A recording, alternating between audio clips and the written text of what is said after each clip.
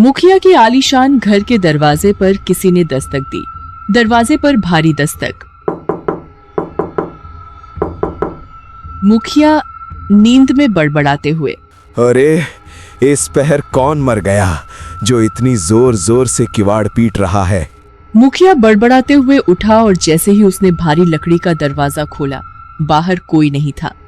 सन्नाटा इतना गहरा कि खुद के दिल की धड़कन सुनाई दे रही थी। लेकिन जैसे ही उसकी नजर नीचे जमीन पर पड़ी, उसकी रूह कांप गई।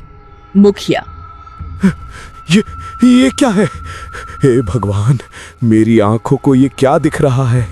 नीचे पीतल की एक बड़ी थाली रखी थी।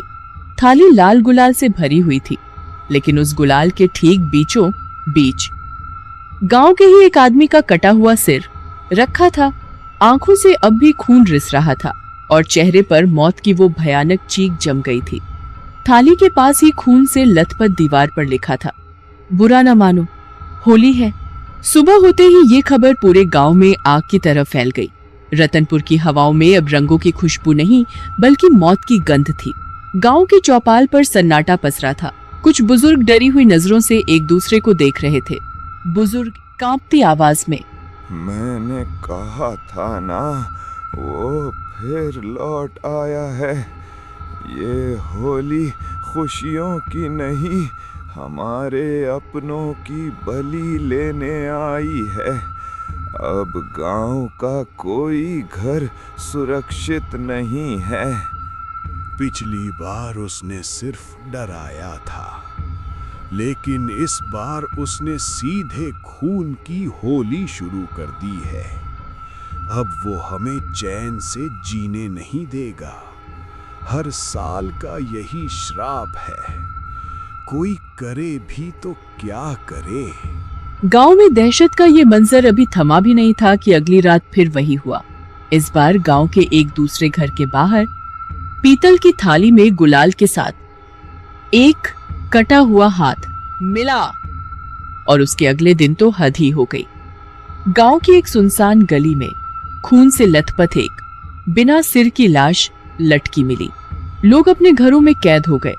गलियों में सन्नाटा ऐसा था जैसे श्मशान में होता है। लेकिन इस खौफनाक माहौल के बीच दो नए लड़के, समीर और विक्की, जो शहर से आए थे, इन बातों को महज अंधविश्वास मान रहे थे। समीर हंसते हुए, अरे छोड़ो यार विक्की, ये गांव वाले भी ना छोटे छोटे हादसों को भूत प्रेत का नाम दे देते हैं। कल होली है भाई, हम शहर के लड़के ऐसे डर के घर में नहीं बैठेंगे। विक्की जोश में, सही कहा समीर, कल हम डंके की चोट पर होली खेलेंगे। देखते हैं कौन सा भूत हमें रोकता है। होली की सुबह हुई। पूरे गांव में मातम था, लेकिन ये दोनों लड़के रंग और गुलाल लेकर बीच सड़क पर नाचने लगे। जैसे ही समीर ने हवा में मुट्ठी भर गुलाल उड़ाया, अचानक आसमान काला पड़ गया। एक बर्फीली ठंडी हवा चली और उन दोनों के सामने जमीन फाड़कर एक जला हुआ भयानक साया प्रकट हुआ। वह भूत, जिसके पूरे शरीर पर आग के गहरे निशान थे, दर्द से तड़प रहा था। समीर ने जैसे ही उस पर रंग डाला, भूत के शरीर से धुआं निकलने लगा, जैसे किसी ने जिंदा घाव पर तेजाब डाल दिया हो। भूत गूंजती और डरावनी आवाज में, बंद करो, ये रंग मेरे जख्मों को जला रहे हैं। तुम इंसानों ने मुझे जिंदा जलाया, अब मैं तुम्हारी राख से होली खेलूंगा।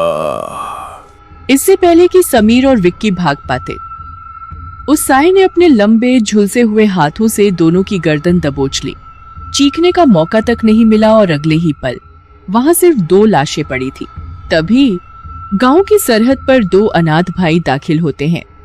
बड़ा भाई राजू और उसका नन्हा भाई छोटू। राजू के कंधे पर भारी बस्ता था और चेहरे पर उम्मीद, लेकिन उसे क्या पता था कि वो खुशियां ढूंढने नहीं, बल्कि साक्षात मौत के तांडव के बीच कदम रख रहा है। छोटू मासूमियत से राजू का हाथ पकड़ते हुए, भैया देखो ना, गांव कितना चुपचाप है। क्या हम कल सच में बहुत बड़ी वाली पिचकारी से होली खेलेंगे ना? राजू छोटू का माथा चूमते हुए, हाँ मेरे भाई, तू बस पढ़ाई पर ध्यान दे। तेरा ये भैया अपनी जान लगा देगा पर तुझे हर खुशी दिलाएगा। तू फिक्र मत कर, हम बहुत मजा करेंगे। राजू को क्या पता था कि उसकी ये खुशी बहुत जल्द एक खौफनाक परीक्षा में बदलने वाली है।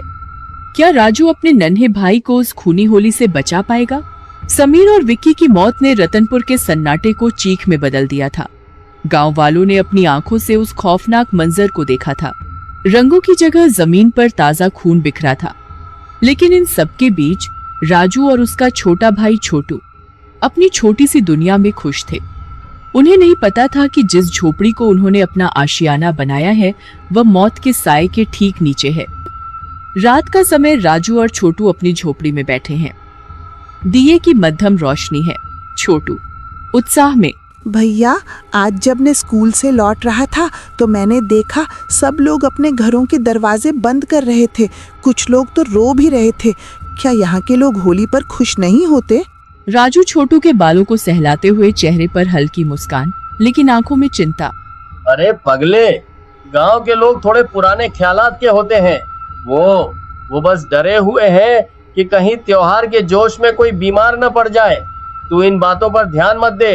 देख मैं तेरे लिए क्या लाया हूँ। राजू ने अपने झोले से एक चमचमाती पीतल की बड़ी पिचकारी निकाली। छोटू की आंखें चमक उठी। छोटू खुशी से झूमते हुए, वाह भैया, ये तो सबसे बड़ी पिचकारी है। कल मैं इसमें लाल रंग भरूंगा और सबसे पहले आपको लगाऊंगा। राजू थोड़ा गंभीर होकर, छोटू मेरी बात सुन, कल तू घर से बाहर नहीं जाएगा। हम घर के अंदर ही होली खेलेंगे, ठीक है?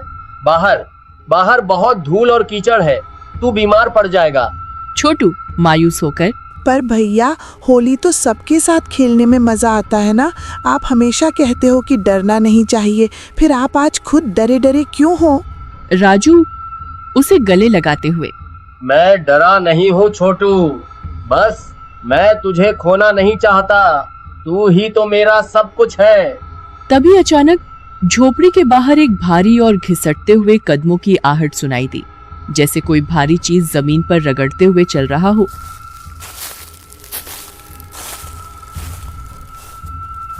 राजू चौकन्ना होकर, चुप छोटू, आवाज मत करना।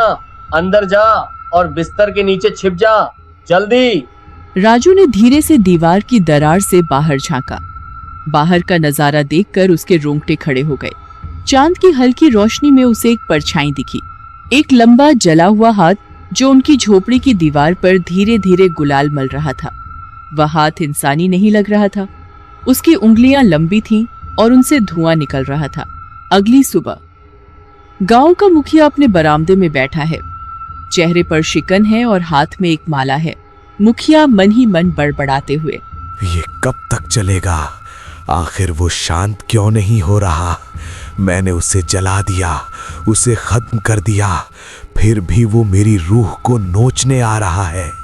तभी मुखिया का वफादार लटैत भागता हुआ आया। उसके चेहरे पर पसीना था। लटैत, मुखिया जी, अनर्थ हो गया। आज सुबह कालू धोबी के घर के बाहर भी वही थाली मिली है। उसमें गुलाल के साथ कालू की कटी हुई उंगलियां मिली है। गांव के लोग अब बगावत पर उतर आए हैं। वो कह रहे हैं कि ये सब आपके पापों की सजा है। मुखिया गुस्से में चिल्लाते हुए, चुप कर, किसी की हिम्मत नहीं जो मेरे खिलाफ बोले। उस तांत्रिक को बुलाओ, उससे कहो कि मेरे घर के चारों ओर जो रक्षा सूत्र है उसे और मजबूत करे। वो रूह मेरे करीब नहीं आनी चाहिए। गांव का माहौल अब किसी कब्रिस्तान जैसा हो गया था। लोग भूखे प्यासे अपने घरों में बंद थे। राजू को अब समझ आ गया था कि यह महज अंधविश्वास नहीं है। दोपहर के समय जब छोटू सो रहा था, राजू चुपके से गांव के पुराने मंदिर के पीछे बने एक छोटे से आश्रम की ओर निकल पड़ा। वहां एक रहस्यमयी तांत्रिक रहता था जिसे लोग काल भैरव कहते थे। छोटू की आवाज, भैया बचाओ, मुझे बचाओ। क्या राजू समय पर छोटू तक पहुंच पाएगा? अपने सवाल कमेंट में लिखें और खूनी होली भाग 2 की मांग करें। सब्सक्राइब करना न भूलें, वरना अगली रात आपके दरवाजे पर भी दस्तक हो सकती है।